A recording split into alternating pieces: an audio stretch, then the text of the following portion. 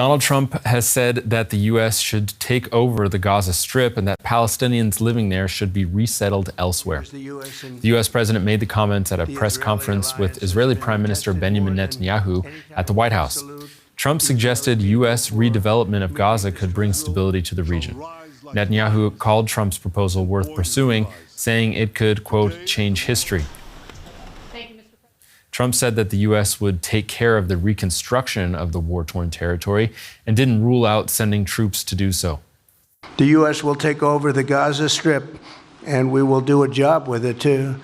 We'll own it and be responsible for dismantling all of the dangerous unexploded bombs and other weapons on the site, level the site and get rid of the destroyed buildings, level it out, create an economic development that will supply unlimited numbers of jobs and housing for the people of the area. Let's go to DW correspondent Benjamin Alvarez-Gruber in Washington, D.C. Benjamin, this statement that the U.S. will take over the Gaza Strip, did that catch everyone off guard there?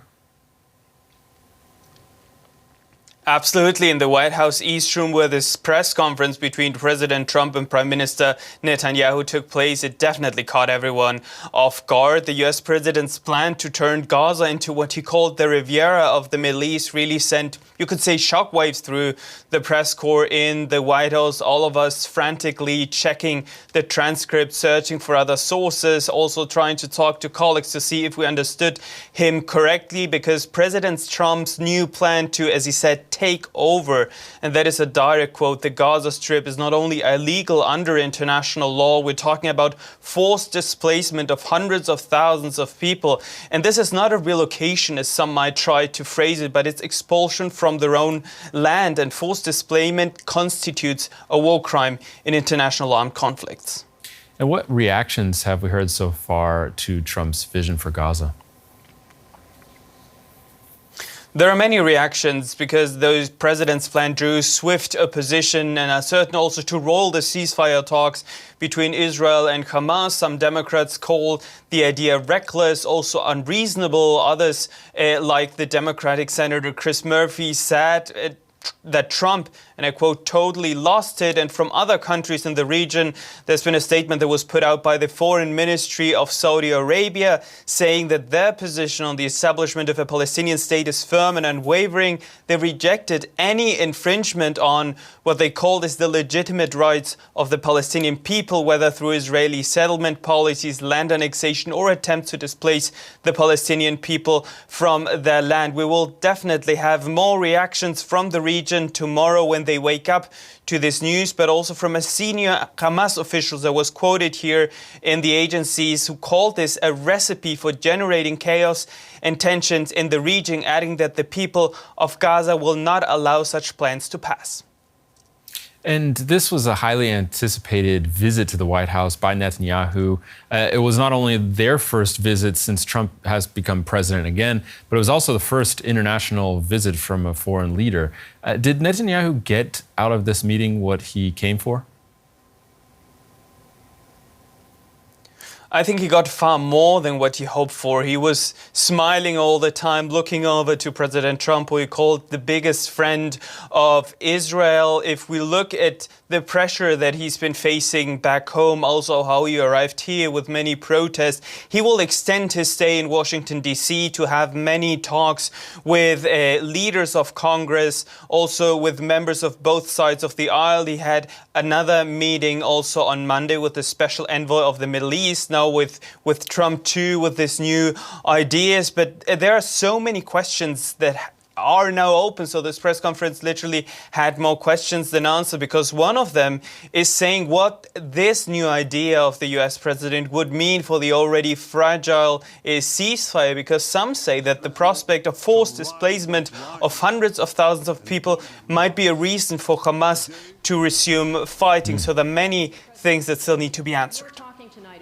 Right, and there are still dozens of Israeli hostages being held by Hamas in Gaza.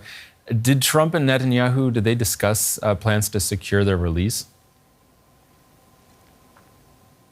So they spoke briefly about the hostages that still need to be released. That's something that President Trump has been pushing on, and he's been saying that's important. But I'd say not only the press conference, but also afterwards what happened, it focused heavily on this new idea about the US president, because he had no answers when he was asked, would that mean troops on the ground? Would he need approval from Congress to send soldiers there? And others are saying, for example, a senator from the Democrats called this something to focus, not to look on other things that have happened.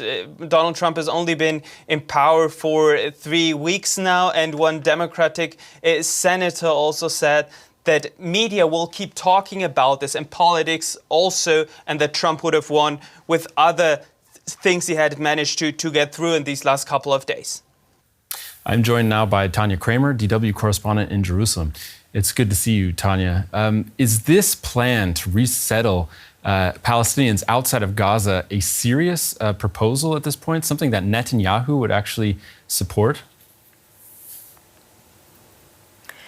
Well, I mean, you have the President of the United States saying that he wants to forcibly basically resettle and permanently, and he used that term tonight in the Oval Office, people, the Palestinian people off their land. I think you have to take it rather seriously. I think he says because it's hell, it's unlivable. He said that before. It's a demolition site after Gaza was devastated by the war, triggered, of course, by the October 7 terror attacks. But, you know, he said it now again while a smiling Israeli prime minister was sitting next to him.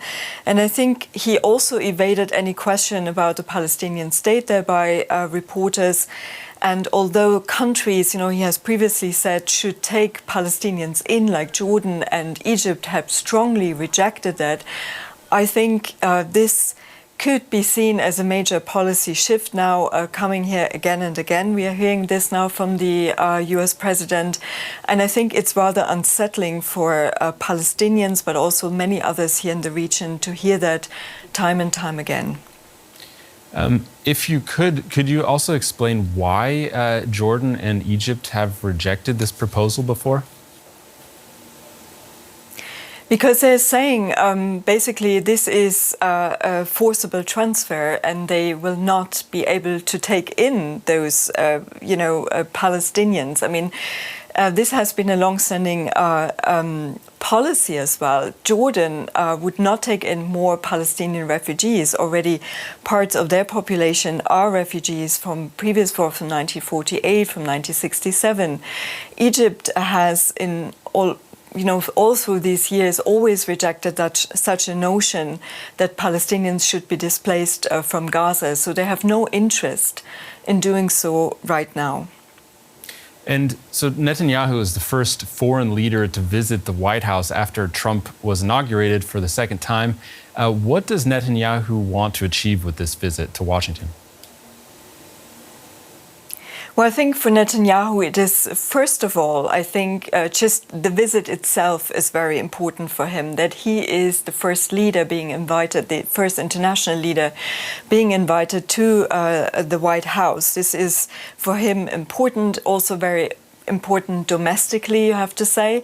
And I think both leaders, they had their differences in the past years since, over the Biden administration. There were also some words being exchanged between the two. They were not always on best terms, but this is a very important visit now to come to understandings, to have a frank talk about all these issues, such as, now we are talking about the ceasefire and hostage deal, which is going now into, or should be going into, a second phase after 42 days, where talks should be starting anytime soon. Another important topic for Netanyahu is Iran and its nuclear program, but also a possible normalization deal with Saudi Arabia, which is very much pushed by Trump himself. DW correspondent Tanya Kramer in Jerusalem. Thanks for talking to us.